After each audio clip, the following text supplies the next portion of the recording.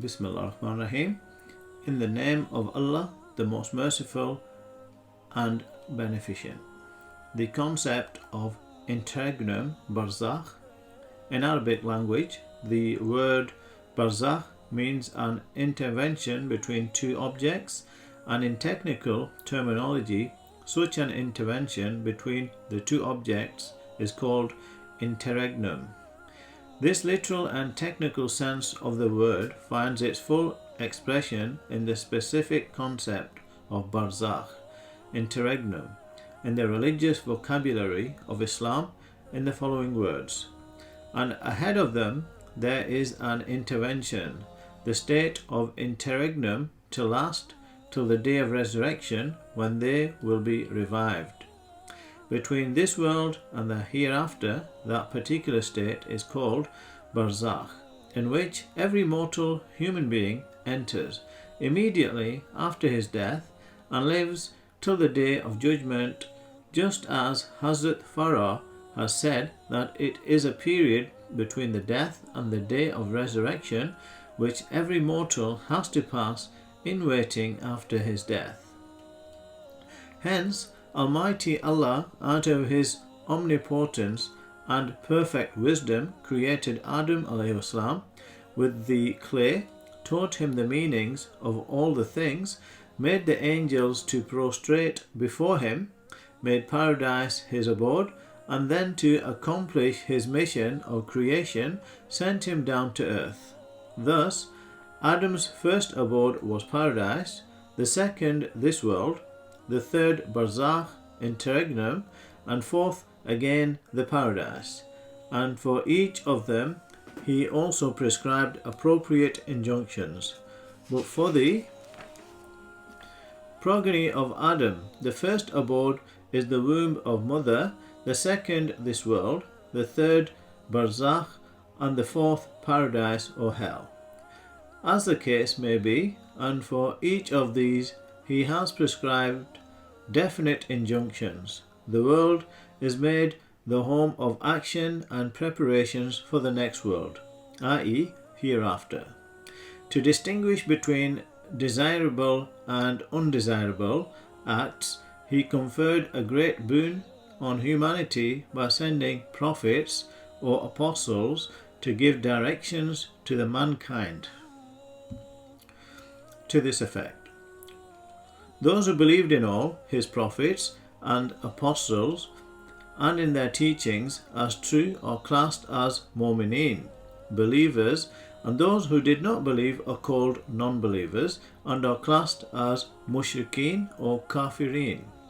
In the state of interregnum, believers live in comfort, while non-believers live in distress and agony, and their ultimate fate is decided after reckoning of the accounts of deeds and actions. Device of death. Hazrat Hassan Raziallahu Anhu has stated that when Allah created Adam alayhi salam and his progeny, the angels represented that all these creatures will not be able to place on earth to live therein due to their excess of number and growth, etc. Allah then told them that He would create death. The angels again represented that death would make their life unpleasant. Thereupon, Almighty Allah said that He would also create hope in them. Hazrat Mujahid Rahmatullah alayhi says, when Adam alayhi salam was sent down to earth, he was told by Almighty to build for destruction and beget for death. O the dweller of the loftiest mansion, there shall get thy burial under the earth very shortly. An angel proclaims every day, beget for death and build for destruction. Desire for death prohibited. Hazrat Anas Raziallahu Anhu quotes Holy Prophet Sallallahu Alaihi Wasallam as saying, none of you should ever desire for death in any distress, except praying Allah in the following words in exceptional circumstances: O Allah, keep me alive so long as there is good in life. But if death is better for me, then give death to me. Hazrat Anas radiallahu anhu narrates that the Holy Prophet salam has said that unless it actually comes, none should desire for death or pray for it, as it disrupts action, while believers' life, on the other hand, adds good to it. That life is not a bad thing for the believer, as he may do more good with the greater span of life.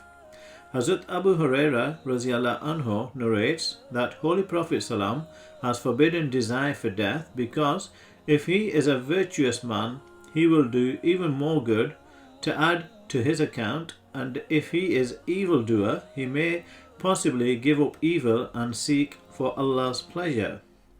Hazrat Jabir bin Abdullah radiallahu anhu reports the Holy Prophet salam to have stated not to wish for death, as the horror of what happens after death is manifold and severer than the lengthier span of life, which is ominous for the mortal.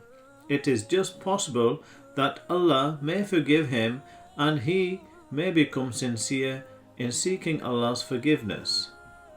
Hazrat Anas radiallahu anhu has said that Prophet salam not prohibited desire for death, he would have desired for it. Hazrat Qais bin Abi Hazm radiallahu anhu narrates that he went to inquire of the health of Hazrat Khahab. He told that the Prophet salam not prohibited, he would have desired death rather than to bear the agony of severe illness. Hazrat Qasim, the liberated slave of Hazrat Muawiyah radiallahu anhu, narrates that once Hazrat Sa'd bin Waqas prayed for death, and his prayer was somehow heard by the Holy Prophet salam, who asked him not to pray for death, because if he is entitled for paradise, life is better for him, and if he is for hell, there is no use of being dragged towards hell so hastily. Hazrat Ibn Abbas radiallahu anhu narrates the Holy Prophet salam as saying that none of them should pray for death, as nobody knows what is stored for his future. Hazrat Fazl radiallahu anhu reports that one day Holy Prophet salam visiting her ailing uncle Hazrat Abbas, who in Prophet's presence desired for death, the Holy Prophet salam forbade him not to desire as such, for if he is a good-natured man, he may do more good, and it will be better for him to get more time, but if he is a sinner, he may have a chance of repentance for his sins and may secure his forgiveness, which is better for him. It means that for a believer, life is better, and therefore in no case he should desire for death. Hazrat Abu Huraira radiallahu anhu reports that the Holy Prophet salam has said, none of you should desire for death or pray as such except one who is fully confident of his virtuous deeds. It means none saving Prophet can do so, because none else has right to be confident of his good conduct. Virtues of long life. Hazrat Abu Bakr radiallahu anhu reports that someone asked Holy Prophet salam as to who was the best person. The Prophet salam replied, one whose life is long and does virtuous acts. Again, when inquired as to who is the worst of the person, who replied, one whose life is long and he does evil acts. Hazrat Jabir radiallahu anhu reports the Holy Prophet salam as saying, the best amongst you is one whose life is long and does good acts. Hazrat Ubayd bin Samit radiallahu anhu reports that the Prophet salam once asked if he would tell them which of the persons among them was the best, and on being asked by the companions, he said that those who had a long life and spent it in doing virtuous acts and obedience to Allah, and refrained from doing prohibited acts. Hazrat Auf bin Malik radiallahu anhu reports that he heard the Prophet salam as saying that for a believer longer life is better. Hazrat Abu Huraira radiallahu anhu reports that two men of the clan of Khuzar accepted Islam and one of them attained martyrdom while the other died a year later. Hazrat Talha bin Abdullah radiallahu anhu says that he saw in his dream the man dying, latter entering into paradise before the former martyr, and it surprised him. When he spoke of it to the Prophet salam, he told whether he had not offered 6,000 rakat of salat and even number of sunnah prayers and observed fasts of Ramazan more than the former. Hazrat Talha radiallahu anhu narrates, the Holy Prophet salam are saying that in the sight of Allah that believer is virtuous, most whose span of life in Islam is one tasbih, one takbir and tahleel. Reciting Subhanallah is tasbih, Allahu Akbar is takbir, and La ilaha illallah is one tahleel. Hazrat Aisha radiallahu anhu states that the Holy Prophet salam are saying that there are 360 joints in the body of a man, and whoever recited Subhanallahi, Allahu Akbar, La ilaha illallah. Hazrat Sa'id bin Zubair radiallahu anhu narrates that it was good for believers, Muslims, to engage themselves in daily performance of the obligatory duties and remembrance of Allah. Hazrat Ibrahim bin Rahmatullah alayhi says that he has heard that when a believer dies, he longs for returning to this world just to recite one Subhanallah or La ilaha illallah. It means that believer will remember this world only when he will see the high position of those having performed prayers vis-a-vis his own humble position due to his own shortcomings, etc., and would long for return to this world so that he could indemnify his earlier losses and attain the position matching to the virtuous ones. Further, it is also confirmed that Subhanallah and Allahu Akbar are the virtuous most recital kalma of remembrance. Death descripts actions. Hazrat Abu Sa'id radiallahu anhu says that the record of actions of the man is closed on his death, as then he is not capable of doing acts or responding to salutations. That is, the dead is not capable of such salutation as may be counted as form of prayer, yielding credit and reward, but he is only capable of responding to those who offer salutation to the dead in graves. There are authentic traditions to this effect.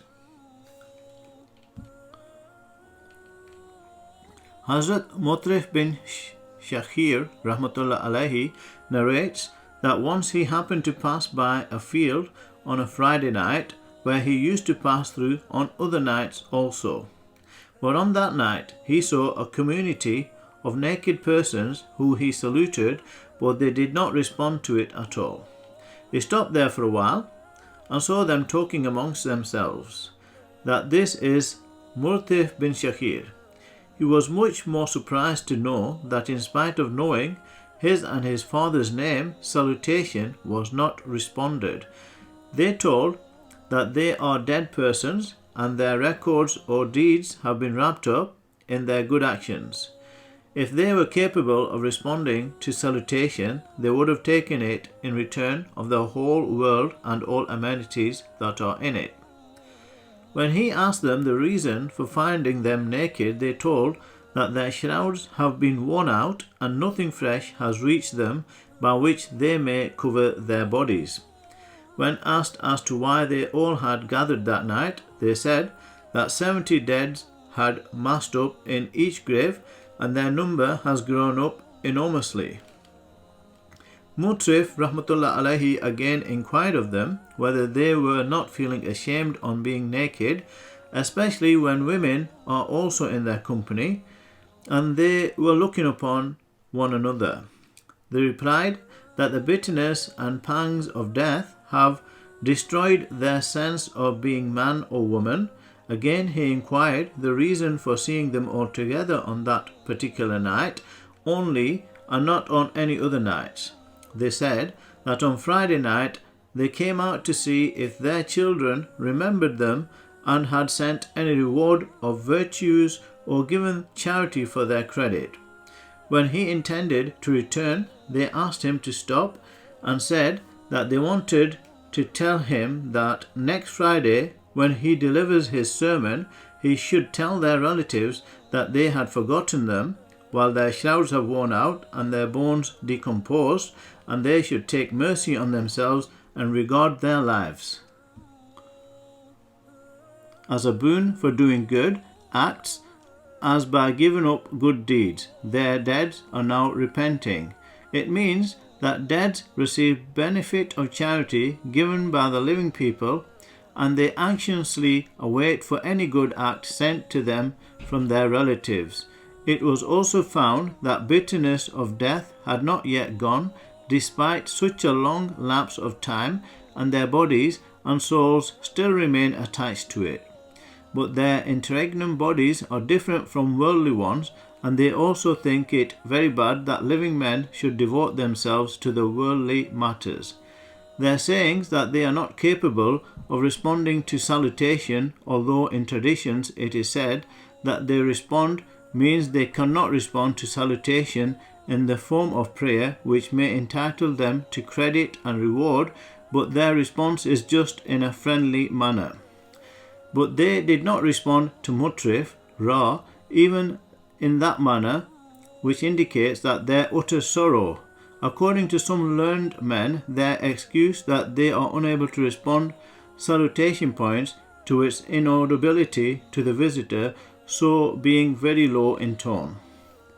Hazrat Ali Raziallahu Anhu says that worldly life of a believer has no value, because on the day of judgment, if the believer gives the whole world and all that is in it, not a single sin of his committed in this worldly life will be blotted out, while even one moment's life of this world in which a believer repents is enough to blot out sins of many years together. Stages of life and its span. Hazrat Anas Raziallahu Anhu reports that the Holy Prophet ﷺ is saying that if Allah grants a span of 40 years of life to someone in Islam, He saves him from leprosy, insanity, quinsy, and the Satan. And if anybody is granted 50 years life in Islam, his trial of account is made easy, and in case of 60 years is to the things which are dear to Allah, while in case of 70 years, dwellers of heaven begin to love him. In case of 80 years, his sins are blotted out, and virtues are recorded in its place, and in case of 90 years age, all his minor sins are forgiven, and he is Allah's bondsman on earth, and his intercession for his household will be accepted. It means that a believer's life after attaining puberty spent in obedience to Islam is better than his death in a young age. Hazrat Ibn Abbas Raziallahu Anhu quotes the Holy Prophet ﷺ to have stated that the average age of his followers is usually 60 to 70 years. According to Hazrat Hassan Raziallahu Anhu, Holy Prophet ﷺ has said that generally Muslims die between 60 and 70 years of age. It means that the average of the followers of the Prophet ﷺ is generally 60 to 70 years, and there are very few persons whose age exceeds 70. Hazrat Abu Huraira Raziallahu Anhu is quoted by Hakim Tirmizi to have stated that the Holy Prophet ﷺ said that there are a very few persons of 70 years of age among his followers, and Tibrani has quoted upon a weaker authority to the effect that very few among the followers of the Holy Prophet ﷺ would attain the age of 70. An interesting episode of Ibrahim's death. As the angel of death sees Hazrat Ibrahim alayhi salam to take out his soul, he asks the angel of death if one takes away the soul of one's friend. Then the angel is told to ask him if he has any such instance, as one refused to meet one's friend. Ibrahim alayhi grows restless to hear this and asks the angel of death to take out his soul immediately. Hazrat Anas Raziallahu Anhu quotes the Holy Prophet Salam to have told him that if he kept his last words in his mind, he should be fond of death more than anything else. According to Hazrat Zuhail Rahmatullah alayhi, 3 persons desire death. 1 who does not know what happens after death, 2nd who escapes the destiny, and 3rd who loves the prospects of meeting Allah. Hazrat Haban bin Aswad Raziallahu Anhu says that death is a bridge by crossing which one friend reaches the other. Hazrat Abu Usman Raziallahu Anhu says that it is a matter of taste to love death in spite of all comforts and amenities of life. Hazrat Zunun Misri Rahmatullah alayhi says that the desire of death is of the highest position and status. When a man reaches this stage, he awaits death with his longing to meet his Creator and see him. When Hazrat Abu Ataba Raziallahu Anhu was informed of fleeing away of Abdullah bin Abdul Malik due to fear of epidemic, the former uttered, "We belong to Allah and shall return to Him." He said that he never expected that he would live to hear such things, and added that he would indicate to him the dispositions that his brethren had adopted. It was more pleasant for them to meet Allah than have the honey, that they did not fear enemy whatever its strength might be, that they were not afraid of the worldly wants and needs, and were fully confident that Allah is their sustainer, that if plague spread in any locality, they remained firm in their respective places and awaited the judgment of Allah. It is stated by Ibn Abd Rabah Raziallahu Anhu that he inquired of Makhul whether he loved paradise. The latter replied, "And there is none who does not love the same." Then the former said, if it was so, he should love death also, as there was no other way except than one to go to paradise. Abdul Rahman Rahmatullah alayhi says that Abdullah bin Zakaria used to say that if he was allowed to choose between a life of 100 years spent in obeying Allah's orders and immediate death, he would prefer latter out of immense pleasure to meet Allah, the Holy Prophet Salam, and the people of piety in paradise. Ahmad bin Abil Rahmatullah alayhi says that he heard Abu Abdullah saying that if he was given a choice between possessing the whole world from the beginning with all its comforts to be legitimately enjoyed, free of reckoning, and the immediate death, he would prefer the latter, otherwise it would be highly surprising that they did not like to meet one whom they worshipped.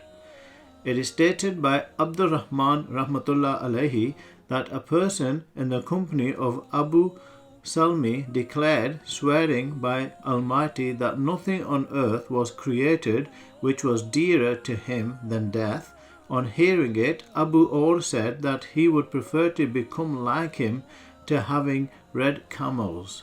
Note, red camels are considered prized possessions by Arabs. Death is a comfort for believers.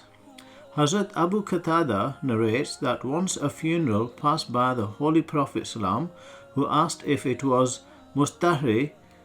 The companions asked what is meant by those words. The Prophet Salam said that through death a believer passes on to the mercy of Allah and is relieved of the worries and the troubles of the world, while a transgressor or evildoer relieves men, animals and other objects of the world from the worries and troubles through death.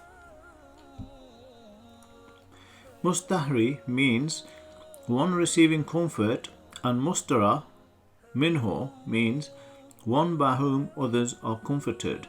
That is due to ill luck of the transgressor, rain is stopped, whereby grain and vegetation do not grow, and all suffer trouble. The death of such a person removes the trouble of all others as rain begins to fall and vegetation grow.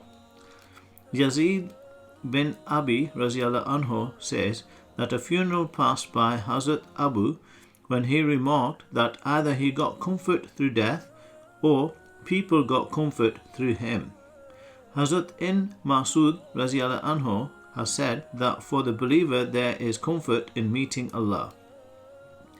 Hazrat Masud Rahmatullah Alayhi used to say that he did not envy anything so much as a believer in the chamber of his grave where he was relieved of the worries of the world and was in peace from the torments. The words of Abi Sheba are that there is nothing better for a believer than his grave in which he is free from the punishment of Allah and relieved of the worries of the world. Hazrat Tamim Dari says that Allah orders the angel of death to go to his friend and bring him now, as he has tested him in comfort and distress, and he has attained the position which he had wanted for him. Go and bring him, so that I may relieve him of the worries and the sorrows of the world. It means that a good man finds comfort in death, is relieved of the worldly worries, finds an abode in the everlasting amenities of the paradise and in the mercy of Allah, while a transgressor and impious man's death relieves the creatures of Allah. The world is a prison for believers. Hazrat Abdullah bin Raziallahu Anhu quotes the Holy Prophet ﷺ to have said that the world is a prison and a place of scarcity for the believer, so when he leaves this world, he is free from the prison and scarcity. Hazrat Abdullah bin Umar Raziallahu Anhu says that the world is paradise for a non-believer, but a prison for the believer. When the believer's soul is taken away, he is like a liberated prisoner, free to walk about. Hazrat in Umar Raziallahu Anhu quotes that the Holy Prophet ﷺ as telling to Abu Zar Raziallahu Anhu that the world is undoubtedly prison for the believer, his grave a place of refuge and paradise, his permanent abode of returning, while for a non-believer the world is paradise, the grave his torment, and the hell his permanent abode and returning. Ibn Lal Raziallahu Anhu indirectly reports from Hazrat Aisha Raziallahu Anhu that the world for a believer is never free from anxieties and worries. And how can it be when the world is a prison for the believer?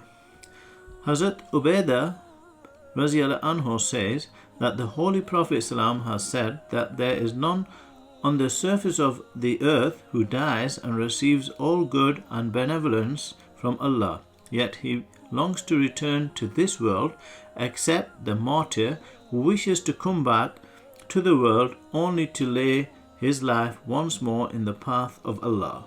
It means that the martyr is only an exception to which to return to this world, otherwise none will like to come back, as he will be enjoying all the pleasures of the hereafter.